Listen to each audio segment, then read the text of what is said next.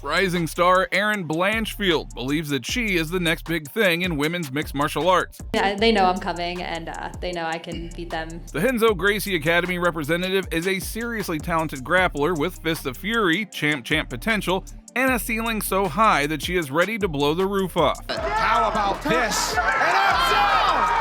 No way! Born in May 1999 in Elmwood, New Jersey, Erin Blanchfield started her martial arts journey at 7 years old, just days after visiting her brother at a local Brazilian Jiu-Jitsu gym, where she fell in love with the sport.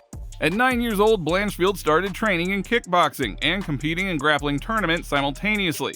And at 12 years old, she decided that she was going to be an MMA fighter after the UFC added women's divisions to its roster. An exceptionally well-rounded fighter who currently fights out of the famous Renzo Gracie Academy in New York, Blanchfield holds an impressive record of 12 wins and 1 loss, with a few notable submission grappling titles to her name. The Eddie Bravo Invitational. Blanchfield rose to fame for her impressive performances in the flyweight tournament of the Eddie Bravo Invitational in 2017. Representing Silver Fox BJJ, Blanchfield dominated 10th Planet Jiu-Jitsu's Catherine Shen in the quarterfinals and submitted her with a painful Kimura. Very close, that is extended. It is done. In the semifinals, Blanchfield continued her hunt by taking out one of Eddie Bravo's top proteges, Lila Smadja. The veteran black belt was expected to qualify for the final because of her experience and grappling repertoire, but Blanchfield, despite being a purple belt, was a step ahead throughout. She was more aggressive, secured takedowns at regular intervals, and maintained top control throughout. The finish came 20 seconds before the end, thanks to an armbar. In the finals, Blanchfield took out Gabby McComb. The two grapplers battled for position on the feet for nearly 6 minutes before Blanchfield secured a takedown. Blanchfield controlled the action, although McComb was active with her butterfly guard to keep herself secure. The match entered overtime after the regulation ended without a submission.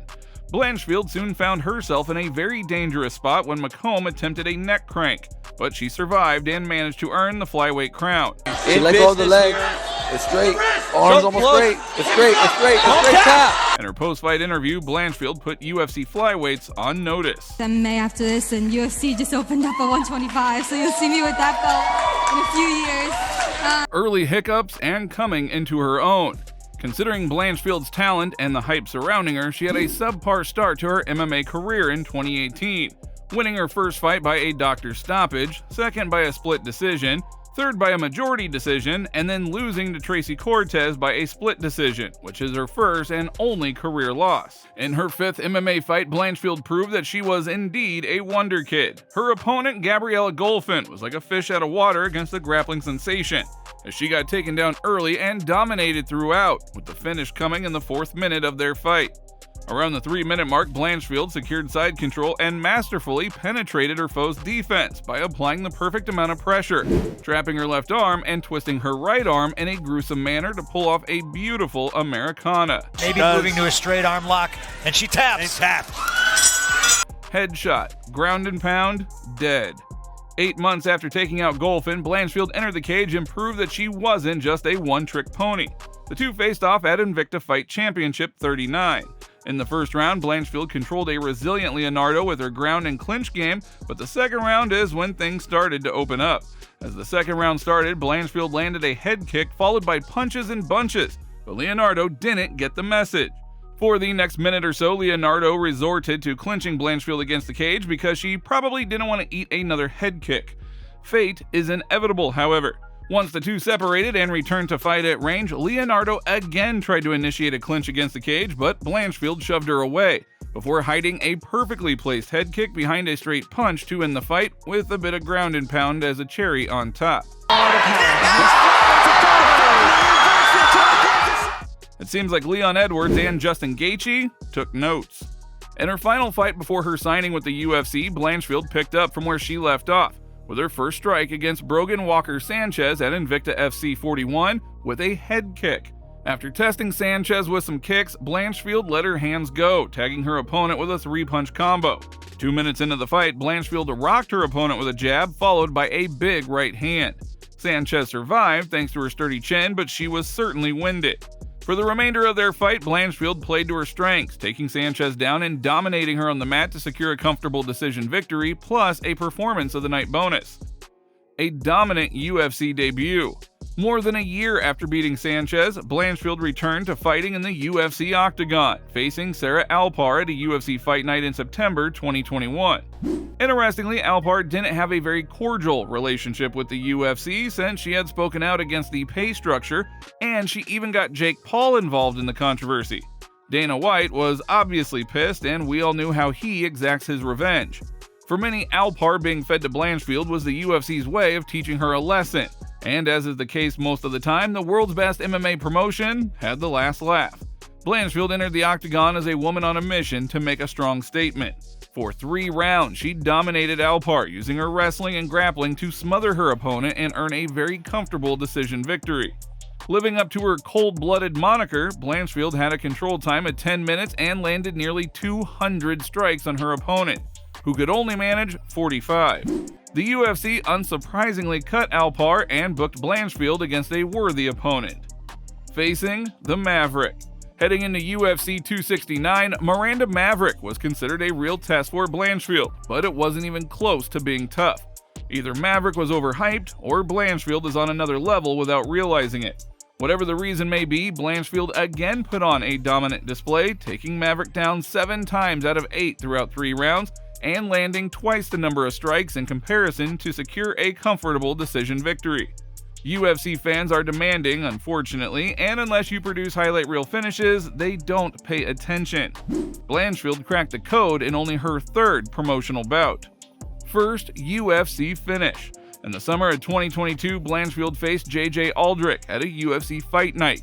The start was a little shaky for the flyweight prospect. Round 1 began with Aldrich catching a kick and then throwing a left hand down the pipe to put Blanchfield off balance before adding a head kick as the flyweight prospect got up. Aldrich competed the move seconds later, catching a kick and adding a left hand that landed on Blanchfield's neck.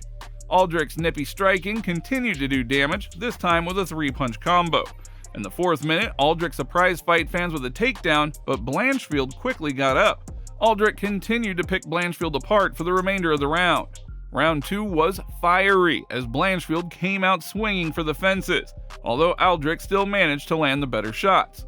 2 minutes into round 2, Blanchfield found an opening after putting Aldrich off balance with a strike.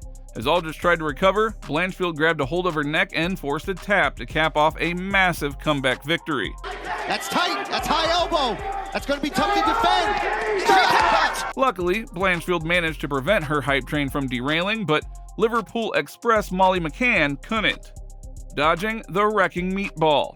In her next fight, Blanchfield faced off against the fiery Molly McCann, who was coming off a sizzling hot 3-fight winning streak with 2 knockouts at that time. Being the high-octane striker that she is, McCann came out swinging, but Blanchfield fought fire with fire. Near the 1st minute mark, Molly swung wildly again, but Blanchfield ducked under and took the fight to the mat. Blanchfield improved to a crucifix within a few seconds of securing the takedown and gradually started chewing up meatball with punches and elbows. McCann was in extreme discomfort with her face beat red due to non-stop smashing. The finish came late in the 4th round when Blanchfield locked in a Kimura to put a sad end to a roller coaster streak. But the best was yet to come, however, passing her toughest test. While Molly McCann was a tough challenge, former strawweight champion Jessica Andrade was a major step up in competition and the perfect yardstick for a prospect as impressive as Blanchfield.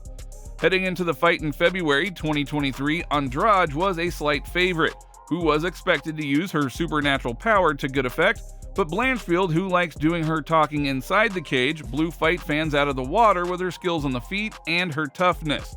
The first round was back and forth. Blanchfield landed a 1-2. Andrade responded with a sharp jab. A few seconds later, Blanchfield landed a big right hand, and another one that momentarily put Andrade off balance. In the final minute of round 5, Andrade hurt Blanchfield with a right hand and then swarmed, but the American fought through adversity and survived.